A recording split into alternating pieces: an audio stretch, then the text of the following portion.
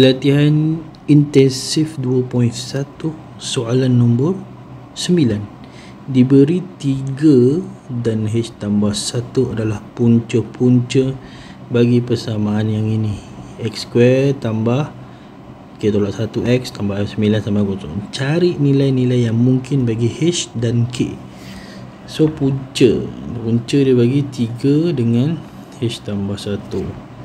Persamaan dia bagi X kuasa 2 tambah K tolak 1X tambah 9 sama dengan 0. Lepas tu apa kita boleh buat kat sini? HTP adalah 3 tambah H tambah 1. So H tambah 4. HTP 3 H tambah 1 3H tambah 3. HTP yang ini negatif K tolak 1 per 1. Jadi negatif K tambah 1. HDP sama dengan 9 saja.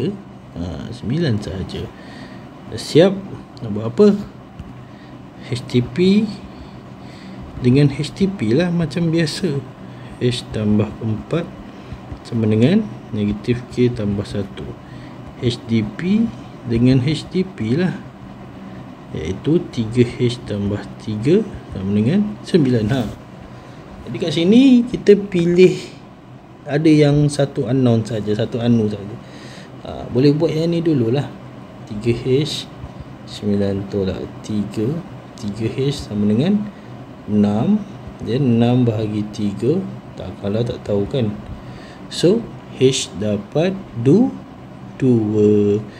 So bila masuk sini H adalah 2 campur 4 negatif K tambah 1 6 negatif K tambah 1 6 tolak 1 negatif K 5 sama dengan negatif K.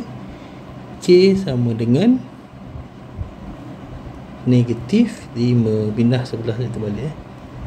Alright, so itu sahaja, harap faham. So kebanyakannya awak tengok tadi saya menggunakan strategi yang sama sahaja. So kita ada HTP daripada punca, HDP daripada punca, HTP daripada persamaan, HDP daripada persamaan. So kita tinggal gabungkan. So kita bukan gabungkan tetapi kita samakan kiri dan kanan. It's a comparison method. Okay, it's the same thing but different punya bentuk. Okay, yang left bentuk macam ni, kanan bentuk macam ni. So kita boleh selesaikan dengan cara macam ni. Okay, keep practice, buat latihan, insyaAllah awak akan boleh kuasai. Semoga bermanfaat ya.